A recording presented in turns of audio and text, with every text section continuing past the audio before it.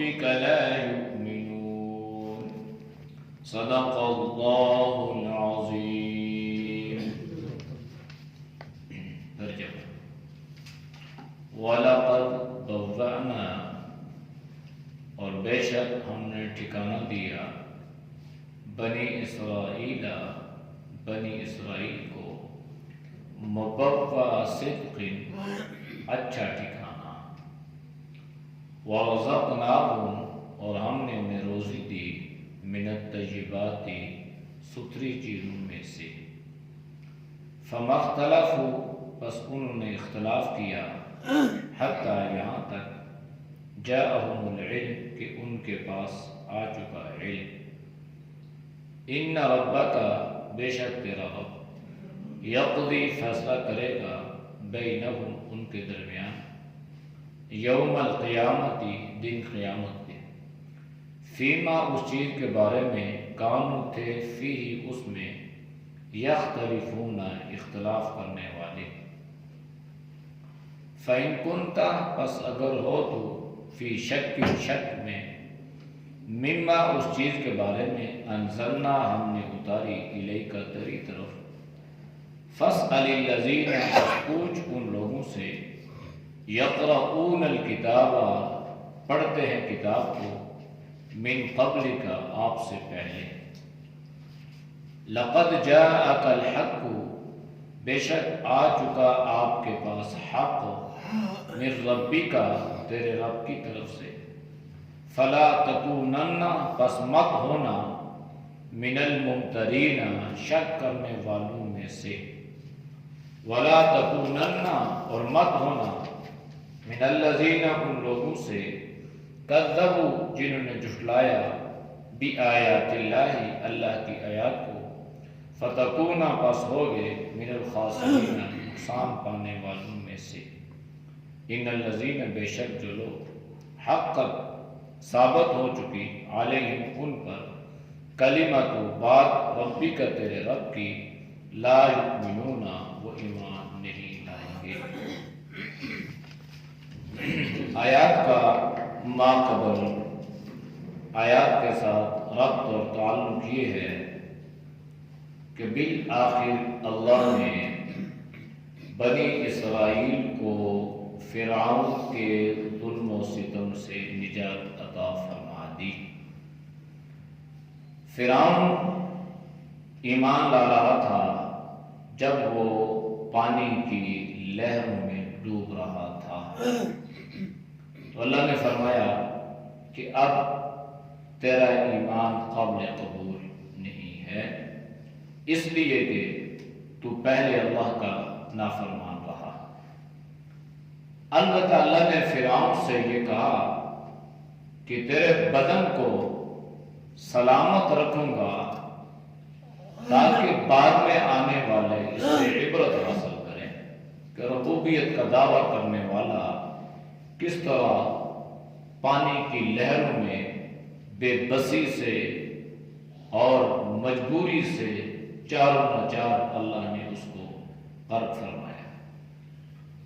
آج کی آیات میں اللہ نے بنی اسرائیل کا پھر ذکر فرمایا، وَلَقَدْ بَوَّأْنَا بَنِي إِسْرَائِيلَ مُبَوَّأَ صِدْقٍ، اللہ فرما رہا ہے کہ ہم نے بنی اسرائیل کو ٹھکانہ دیا، مبوّأ صدق، مناسب ٹھکانہ، بہترین ٹھکانہ۔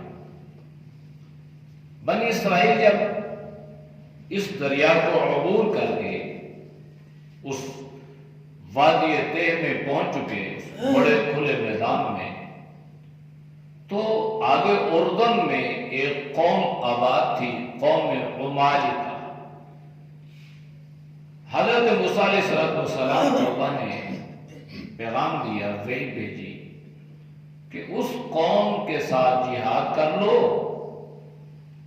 اللہ کی مدد نصرت فرمائے گا تو یہ علاقہ فتح ہو جائے گا اور ہمیشہ کی آزادی اللہ آپ کو عطا فرمائے گا۔ حضرت موسیٰ علیہ السلام نے جب اپنی قوم کے سامنے اللہ کا یہ پیغام رکھا تو حسب سابق قوم نے اس قوم کے ساتھ جہاد کرنے سے انکار کر دیا اور کیا کہا؟ فَاذْهَبْ أَنْتَ وَرَبُّكَ فَقَاتِلَا إِنَّ هَاهُنَا قَاعِدُونَ فَاذْهَبْ أَنْتَ وَرَبُّكَ، تو جانے تیرا رب جانے، اور فَقَاتِلَا تم دونوں مل کے لڑو، إِنَّ هَاهُنَا قَاعِدُونَ ہم تو ادھر بیٹھے ہیں۔ انکار کر دیا۔ اللہ نے سزا دی، 40 سال تک اس میدان کو اللہ نے ان کو عبور ہی کرنے نہیں دیا، پھرتے 40 سال کا عرصہ معمولی عرصہ نہیں ہے۔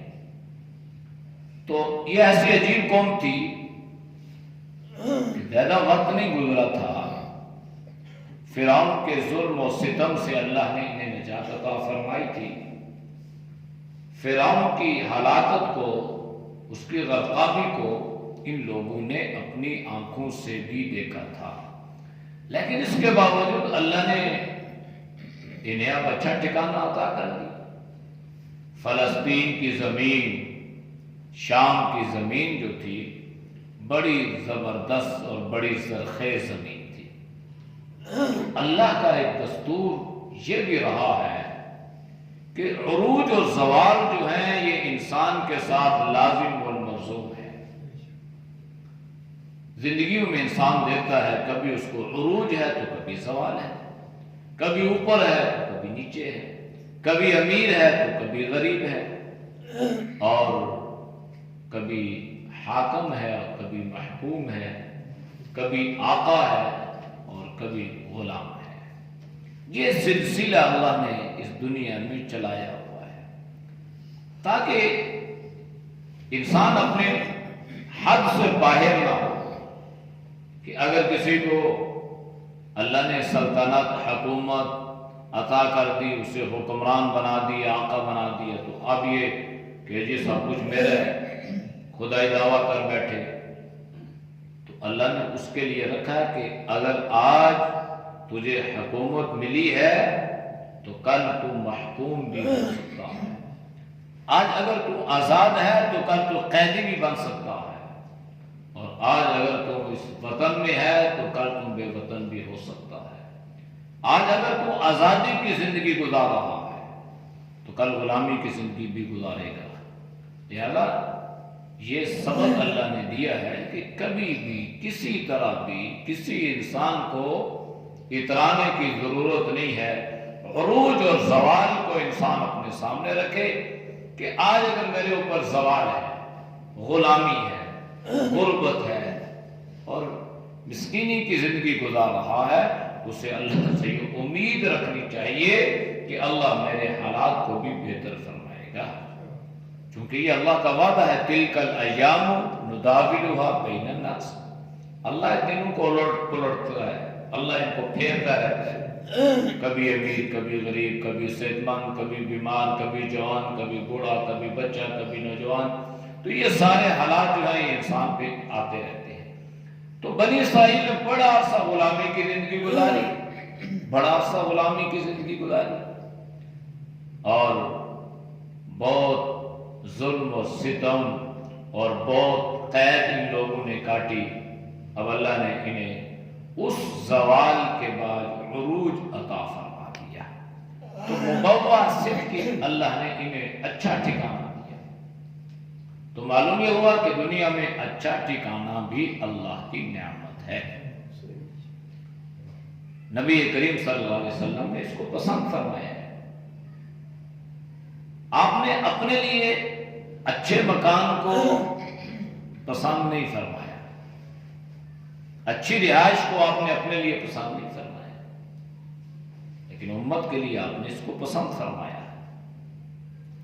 آپ نے اپنے لیے اچھی سواری اختیار نہیں فرمائی، لیکن آپ نے اس کو پسند فرمایا، تاکہ اگر کل کوئی اپنے لیے اچھی رہائش رکھنا چاہے، اچھے گھر میں رہنا چاہے، اچھی سواری رکھنا چاہے، تو اس پر کوئی آبجیکشن، کوئی قدغن، کوئی پابندی نہ لگ سکے کہ بھائی یہ خلاف شرع امور سر انجام دے رہا ہے۔ اچھی رہائش میں رہنا اور اچھی سواری اچھا ٹھکانہ، یہ اللہ خود فرما رہا ہے کہ ہم نے بنی اسرائیل کو اچھا ٹھکانہ، مبوع صدق، بہترین ٹھکانہ، مناسب رہائش، مناسب ٹھکانہ اللہ نے انہیں عطا فرمایا۔ زمینیں بھی اللہ نے انہیں زرخیز عطا کی، ملک بھی اللہ نے انہیں زرخیز عطا کیے، اور پھر انہیں اللہ نے اپنے گھر بھی عطا فرما دیے۔ وَرَزَقْنَاهُم مِّنَ الطَّيِّبَاتِ، اور اللہ نے انہیں پاکیزہ رزق عطا فرمایا۔ پاکیزہ تو انہیں پہلے بھی ملا تھا، من و سلوہ، لیکن سرکشی، بغاوت اور نعمتوں کی ناشکری یہ کرتے رہے، ان کو سزا اللہ دنیا میں دیتا رہا، لیکن اب اللہ نے انہیں ایک مرتبہ پھر بہترین روزی عطا فرمائی، زرخیز زمینیں، نہریں، اور اس میں فصلیں، اور ہر دنیا کی نعمت اللہ نے انہیں عطا فرمائی۔ فَمَا اخْتَلَفُوا حَتَّى جَاءَهُمُ الْعِلْمُ، انہوں نے اختلاف نہیں کیا یہاں تک کہ ان کے پاس علم آ چکا۔ یہ جو بنی اسرائیل تھے نا، بعد میں پھر یہ غلامی میں جھگڑے رہے، ایسی بات نہیں تھی۔ ان پر ایک بڑا ظالم جابر حکمران مسلط ہوا تھا، بعد میں بخت نصر، پھر حضرت سلیمان علیہ السلام کی وجہ سے ان کو نجات ملی تھی عجیب قوم یہ، یعنی اللہ ان پہ نعمتوں کے دروازے کھول رہا تھا، یہ پھر ناشکری پہ اڑے رہتے، اور ناشکریوں کی سزا ان کو دنیا میں ملی۔ اچھا، ان میں نبی علیہ السلام کا جو قریب کا زمانہ تھا نا، تو یہ لوگ اپنی کتابیں پڑھتے تھے، علماء کے پاس جاتے تھے، سمجھتے تھے، اور انہیں نبی علیہ السلام کی آمد کا یقین تھا۔ اب یہ جو اللہ فرما رہا ہے نا، انہوں نے اختلاف نہیں کیا یہاں تک کہ ان کے پاس علم آ چکا۔ علم سے مراد خبر بھی ہے، ان کی کتابوں میں نبی علیہ السلام کی جو خبر تھی وہ ان کے پاس آ چکی۔ پہلے ان کو بڑی شدت سے انتظار تھا۔ قرآن نے وَإِن كَانُوا مِن قَبْلُ يَسْتَفْتِحُونَ عَلَى الَّذِينَ كَفَرُوا فَلَمَّا جَاءَهُم مَا عَرَفُوا كَفَرُوا بِهِ۔ آپ صلی اللہ علیہ وسلم کی تشریف آوری سے پہلے یہ آپ صلی اللہ علیہ وسلم کا نام لے کر اللہ سے مدد چاہتے تھے، فتح مانگتے تھے، کامیابی مانگتے تھے، نبی علیہ السلام کا وسیلہ جلیلہ یہ دیا کرتے تھے۔ جب اللہ کے نبی آ چکے، انہوں نے پہچان بھی لیا، پہچاننے کے باوجود فَكَفَرُوا بِهِ، انہوں نے ماننے سے انکار کر دیا۔ نبی علیہ السلام نے جب اعلان نبوت فرمایا نا، تو 10 یہودی علماء، بڑے سرکردہ علماء موجود تھے، کتابوں کا مطالعہ تھا، کتابوں پر یقین تھا، کتاب کی گہرائی کو سمجھتے تھے، اور دیگر آسمانی کتابوں پر بھی انہیں دسترس حاصل تھی۔ نبی علیہ السلام کے اوصاف حمیدہ سے آگاہ تھے، یہاں تک کہ آپ صلی اللہ علیہ وسلم کے صحابہ کو جو تذکرہ انجیل اور تورات میں ملتا ہے، انہیں اس کا بھی علم تھا۔ 10 صحابہ میں سے صرف ایک کے مقدر میں اللہ نے ہدایت لکھی تھی، وہ استغفر اللہ 10 ان یہودی علماء میں سے صرف ایک کے مقدر میں اللہ نے ہدایت لکھی تھی۔ 9 یہودی علماء نبی کریم صلی اللہ علیہ وسلم پر ایمان نہیں لائے۔ 9 اس وقت جب آپ نے اعلان نبوت فرمایا، اور وہ جو ایک لائے حضرت عبداللہ بن سلام رضی اللہ، ایک 9 میں جانتے تھے، پہلے بڑی خبریں تھیں، لیکن جب آپ صلی اللہ علیہ وسلم آ چکے، اس پر ان لوگوں نے اختلاف کیا۔ تو علم سے مراد خبر بھی ہے، علم سے مراد وہ علم ہے جس کا ان کو انتظار تھا، یا وہ خبر ہے جس خبر کا وہ برسوں سے انتظار کر رہے تھے، اور اس خبر کو انہوں نے اپنی کتابوں میں پڑھا بھی تھا، پڑھا تھا۔ یہاں تک ان کتابوں میں لکھا ہے کہ وہ جو آخری نبی ہوگا، زمین پر اس کا نام محمد ہوگا، آسمان پر اس کا نام احمد ہوگا۔ اور یہ لفظ محمد بھی عجیب نام ہے، اس میں نکتہ بھی نہیں ہے۔ اور جب لفظ محمد انسان لیتا ہے تو انسان کے دو لب آپس میں ملتے ہیں۔ لا الہ الا اللہ پر بھی کوئی نکتہ نہیں ہے، محمد رسول اللہ پر بھی کوئی نکتہ، نہ اللہ کی ذات پر کوئی نکتہ، نہ محمد صلی اللہ علیہ وسلم کی ذات پر، نہ آپ کی بات پر کوئی نکتہ۔ اللہ نے کہا جیسے آپ کا نام لفظ اللہ نے، اللہ کے معنی میں جو اللہ نے تاثیر رکھی ہے وہ لفظ محمد میں بھی ہے۔ اب لفظ اللہ، الف لام لام پھرا، ایک الف ہٹا دو معنی نہیں بدلے گا، پھر لام ہٹا دو معنی نہیں بدلے گا، پھر لام ہٹا دو معنی نہیں بدلے گا، وہ آ گیا پھر بھی معنی نہیں بدلا۔ سبح للہ اللہ لا الہ الا ہو، اللہ اپنا پورا نام کا تعارف کرا۔ یہی بات لفظ محمد میں بھی ہے۔ محمد، میم ہٹا دی ہم، اور ہا ہٹا دی مد، اور میم پھر ہٹا دی دال، دلالت، مد کائنات کو، الفاظ کو کھینچنا، کھچاؤ۔ اللہ کے نبی نے ساری انسانیت کو اپنی طرف کھینچا۔ تو محمد اور احمد کا مادہ بھی ایک ہے، حمد، تعریف۔ تو اب ان لوگوں کو انتظار تھا، لیکن جب اللہ کے نبی آ چکے تو آپ کو پہچاننے سے انکار کر دیا۔ ما عرفوا کفروا بہ۔ قرآن یہ کہہ رہا ہے کہ پہچان تو لیا لیکن ماننے سے انکار کر دیا۔ پہچان لیا، پہچانا ایسے کہ وہ جو کتابوں میں پڑھا تھا نا وہ سامنے لے آئے، بھائی کتاب میں یہ پڑھا تھا، یہ ٹھیک ہے، یہ پڑھا تھا، یہ ٹھیک، نشانیاں دیکھی۔ یہاں تک کہ آپ صلی اللہ علیہ وسلم کی مہر نبوت کو بھی دیکھا گیا۔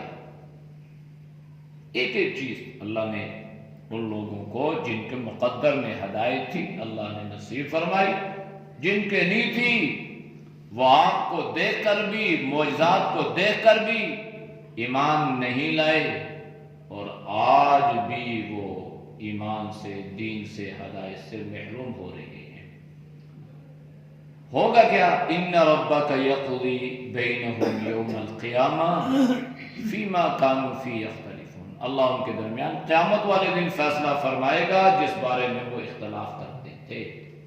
آپ صلی اللہ علیہ وسلم کے بارے میں اختلاف کیا اور دشمنی میں آگے چلے گئے کہ ہم اس پر ایمان نہیں لاتے۔ کیوں؟ کہ اس پر جو فرشتہ وحی لے کر آنے والا ہے ہماری اس کے ساتھ دشمنی ہے۔ فرشتہ اپنی مرضی سے تو نہیں آتا، اللہ نے بھیجا ہے۔ بھائی دشمنی کیوں ہے؟ اس لیے کہ وہ فرشتہ جو تھا نا پہلے بنی اسرائیل پہ وحی لاتا تھا، اب بنو اسماعیل پہ وحی لا رہا ہے، لہذا ہمارے اس کے ساتھ دشمنی ہوگی۔ قل من کان عدوا لجبریل، کہنے لگے ہم جبریل ہمارا دشمن ہو گیا، ہم اس کی بات نہیں مانیں۔ تو اللہ فرما رہا ہے پھر قیامت والے دن فیصلہ اللہ فرمائے گا کہ تم حق پہ تھے یا نہیں۔ جو حق پہ تھا جنت کا اعلان ہوگا، اور جو باطل پہ تھا اس کے لیے جہنم کا اعلان ہوگا۔ فَإِن كُنْتَ فِي شَكٍ، بس اگر تو ہو شک میں، مما اس چیز کے بارے میں انزلنا جو ہم نے اتارا، قرآن کے بارے میں اللہ نے قرآن اتارا، اگر آپ کو اس کے بارے میں کوئی شک ہے، شبہ ہے کہ اللہ کی کتاب نہیں ہے، تو آسان طریقہ تو اللہ نے قرآن میں جگہ جگہ بیان فرمایا کہ پھر لکھو اس کی طرح۔ فَاسْأَلِ الَّذِينَ يَقْرَؤُونَ الْكِتَابَ مِنْ قَبْلِكَ، پھر آپ ان لوگوں سے پوچھ لیں جو آپ سے پہلے کتاب پڑھنے والے تھے۔ یعنی جو اپنی اپنی کتابوں کے قاری تھے نا، ان سے پوچھ لیں کہ اپنے اپنے زمانے میں جو تورات تھی، انجیل تھی، زبور تھی، صحیفے تھے، تو کیا اس زمانے میں اور لوگ لکھنے والے بھی موجود تھے؟ تو کیا کسی نے اللہ کی اس کتاب کا مقابلہ کیا پڑھنے والے؟ یا یہ ہے کہ ان سے پوچھ لے جو آپ سے پہلے کتابیں پڑھ رہے ہیں، تورات پڑھتے ہیں، انجیل پڑھتے ہیں، صحیفے پڑھ رہے ہیں، ان سے پوچھ لیں کہ ان کی کتابوں میں کیا لکھا ہے۔ وہ آپ نے مشہور بات سنی ہوگی نا، ایک بچہ بیمار ہو گیا، نبی علیہ السلام اس کی عیادت کے لیے تشریف لے گئے۔ وہ بچہ بالکل قریب المرگ تھا، یہودی کا لڑکا۔ تو اللہ کے نبی نے اس سے پوچھا، مجھے جانتے ہو؟ کہنے لگا جانتا ہوں۔ کون ہو آپ؟ محمد صلی اللہ علیہ وسلم ہے۔ مجھے اللہ کا سچا نبی مانتے ہو؟ کہنے لگا مانتا ہوں۔ باپ نے تھوڑا سا غصے سے ساری لایا، یہ کیا کر رہا ہے بے وقوف آدمی، ایسے ٹال مٹال۔ تو اس نے باپ سے مخاطب ہو کے کہا کہ میں نے جو چیزیں اپنی کتابوں میں پڑھی ہیں، سنی ہیں، وہ 100% آپ پر مکمل ہوتی ہیں۔ اس یہودی بچے کو قریب المرگ، بالکل آخری وقت میں اللہ نے ایمان کی دولت عطا فرمائی۔ آپ نے پوچھا کہ بھائی اگر پہچانتے ہو تو مانتے کیوں نہیں ہو، ایمان کیوں نہیں لاتے ہو؟ باپ نے روکا بھی، منع بھی کیا، لیکن بچے نے پڑھ لیا اشہد ان لا الہ الا اللہ واشہد انک محمد رسول اللہ۔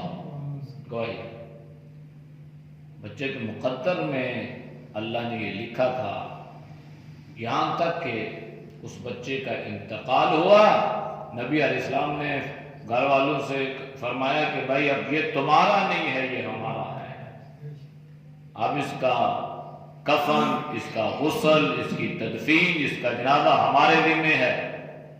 اللہ کے نبی نے اس بچے کا نماز جنازہ پڑھایا اور اس کو اپنے دست اقدس سے دفن فرمایا۔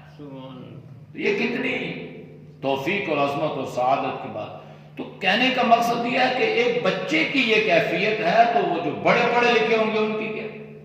بس انسان جب ضد میں آ جاتا ہے نا، خار بازی میں آتا ہے، تو یہ حق کو سمجھنے کے باوجود، جھوٹ اور سچ کو سمجھنے کے باوجود جھوٹ پہ اڑا رہتا ہے۔ پتہ ہے کہ میں غلط ہوں، پھر بھی اڑا ہوا ہے۔ بس یہ ضد اور خار، انہیں بھی یہی تھا، بھئی اگر ہم ایمان لائے تو اچھا، ہماری یہ سرداری، ہمارے یہاں یہ بڑا پن، جیسے آج کل ہے نا ہمارے یہ فلاں صاحب اور یہ فلاں صاحب اور یہ فلاں صاحب، تو اس زمانے میں بھی لوگ اس چیز کا خیال کرتے تھے کہ ہماری اس میں فرق، یہ کیا ہے؟ کیا کوئی اپنے خاندان کا بڑا ہوگا، کوئی وڈیرا ہوگا، کوئی جاگیردار سرمایہ دار ہوگا تو وہ مرا نہیں ہے، اس کو موت نہیں آئی؟ بھئی آئی، تمہیں بھی آئی۔ اس لیے فرمایا کہ آپ ان سے پوچھ لیں، لقد جاءک الحق من ربک، آپ کے رب کی طرف سے آپ پر حق آ چکا ہے، یہ حق ہے، یہ سچ ہے، لہذا حق اور سچ کے بارے میں کبھی بھی شک میں مبتلا نہ ہونا، فلا تکونن من الممترین۔ شک میں کون مبتلا ہوتا ہے؟ کہ جس کے اپنے عقائد و نظریات میں اس کو شک ہوتا ہے، یا اس کو یقین نہیں ہوتا، یا اس پر اس کو کوئی سوجھ بوجھ نہیں ہوتی، دسترس نہیں ہوتی۔ جیسے آج کل ہمارے مسلمانوں میں پتہ ہی نہیں ہے مسلمان ہیں، ہمارے نظریات کیا ہیں، ہمارے عقائد کیا ہیں، قرآن ہمیں کیا کہہ رہا ہے، اللہ کے نبی نے ہمارے بارے میں کیا حکم دیا ہے، ہم مسلمان کیوں ہیں، بس ایسے۔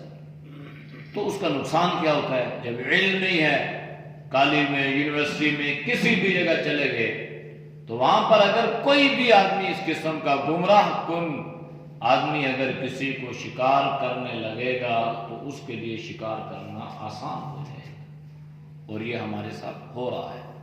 ہمارے بچے جو ہیں نا، ہماری نسلیں جو ہے نا، انتہائی خطرناک صورتحال سے دوچار ہیں۔ ہمارے کالج یونیورسٹیوں میں مرزائی، قادیانیت، رافضیت، باقی تو اگر کوئی تھوڑا موٹا اختلاف ہو تو چلتے رہتے ہیں، وہ تو کوئی ایسی پریشانی کی بات نہیں ہے، لیکن یہ خطرے کی بات، ایک لڑکا ہمارے جاننے والوں کا وہ رافضی ہو گیا، اور وہ کوئی چھپا بھی رہا، رمضان میں پتہ چل گیا ان کو بھئی افطاری جو ہے وہ پہلے بند کر رہا ہے، اور جو سحری جو ہے یہ پہلے بند کرتا ہے، اور افطاری جو ہم سے بعد میں 10 منٹ کا ان کا وقفہ ہوتا ہے، پتہ چلا، بڑے پریشان ہو، یہ اچھا بھلا گرانا اچھے بھلے دیندار لوگ، اور یہ لڑکا جا کے آگے یونیورسٹی میں گمراہ ہو گیا۔ تو بہرحال جب انسان تھوڑا پڑھا لکھا ہو، سنجیدگی سے سوچے، تو اس کے لیے ہدایت کا راستے پہ آنا بھی آسان ہوتا ہے، جاہل آدمی کو سمجھانا بڑا مشکل ہوتا ہے، پھر اللہ نے کیا اس کو سمجھایا تو سمجھ گیا۔ تو یہ ہے کہ جب فلا تکونن من الممترین، شک میں نہیں پڑھنا، بس حق سچ اور اپنے نظریات اور عقائد کو بہترین اور ٹھوس انداز سے رکھنا ہے۔ ولا تکونن من الذین کذبوا، اور مت ہونا ان لوگوں کی طرح جنہوں نے اللہ کی آیات کو ٹھکرا دیا، جھٹلا دیا، تکذیب کی۔ جب انہوں نے اللہ کی آیات کی تکذیب کی تو نقصان کیا ہوگا؟ اللہ کا نقصان تو نہیں ہوا نا، فتکون من الخاسرین، بس وہ لوگ خود نقصان والے ہو گئے، ان کا اپنا نقصان ہے۔ اللہ کو مانے اپنا فائدہ، نہیں مانے اپنا نقصان۔ ان الذین حقت علیہم کلمۃ ربک لا یؤمنون، اللہ نے آپ صلی اللہ علیہ وسلم کو یہ تسلی، یہ تشفی اور یہ اطمینان دلایا کہ آپ ان لوگوں کے پیچھے بار بار جا رہے ہیں اور بار بار ان کو دعوت دے رہے ہیں، اور یہ لوگ آپ پر اس طرح کی انگلیاں اٹھاتے ہیں، تانے دیتے ہیں، اذیتیں پہنچاتے ہیں، آپ پریشان اور دکھی ہوتے ہیں۔ پریشانی کی ضرورت نہیں ہے، حق ثابت ہو چکا، ان پر اتمام حجت ہو چکا، اور اب اللہ کی طرف سے کلمۃ ربی کا، تیرے رب کی یہ بات بھی ثابت ہو چکی ان پر کہ اب یہ لوگ ایمان نہیں لائیں گے، کیونکہ اللہ تو علیم بذات الصدور ہے نا، اللہ تو اندر کے حالات سے بھی واقف ہے، سینوں کے دلوں کے راز کو بھی اللہ جانتا ہے، لہذا اللہ ان کے حالات سے آگاہ تھا، اس لیے اللہ نے آپ صلی اللہ علیہ وسلم کو فرمایا کہ آپ پریشان نہ ہوں، یہ لوگ ایمان لانے والے نہیں۔ اعوذ باللہ من الشیطان الرجیم، بسم اللہ الرحمن الرحیم، وَلَقَدْ بَوَّأْنَا بَنِي إِسْرَائِيلَ مُبَوَّأَ صِدْقٍ وَرَزَقْنَاهُمْ مِنَ الطَّيِّبَاتِ فَمَا اخْتَلَفُوا حَتَّى جَاءَهُمُ الْعِلْمُ إِنَّ رَبَّكَ يَقْضِي بَيْنَهُمْ يَوْمَ الْقِيَامَةِ فِيمَا كَانُوا فِيهِ يَخْتَلِفُونَ فَإِن كُنتَ فِي شَكٍّ مِّمَّا أَنزَلْنَا إِلَيْكَ فَاسْأَلِ الَّذِينَ يَقْرَؤُونَ الْكِتَابَ مِنْ قَبْلِكَ لَقَدْ جَاءَكَ الْحَقُّ مِنْ رَبِّكَ فَلَا تَكُونَنَّ مِنَ الْمُمْتَرِينَ وَلَا تَكُونَنَّ مِنَ الَّذِينَ كَذَّبُوا بِآيَاتِ اللَّهِ فَتَكُونَ مِنَ الْخَاسِرِينَ إِنَّ الَّذِينَ حَقَّتْ عَلَيْهِمْ كَلِمَةُ رَبِّكَ لَا يُؤْمِنُونَ۔ صدق اللہ۔ الحمد للہ رب العالمین والعاقبۃ للمتقین والصلاۃ والسلام علی النبی الامین الکریم۔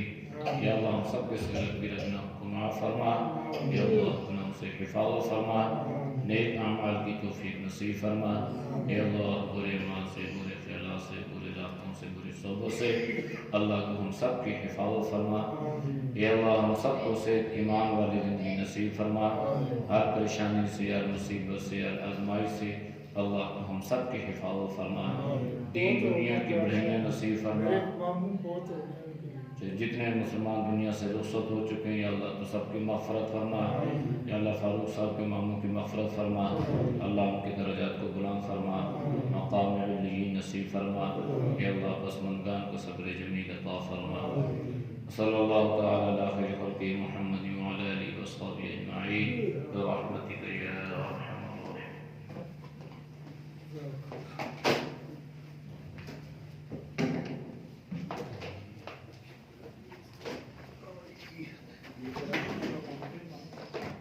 Thank you.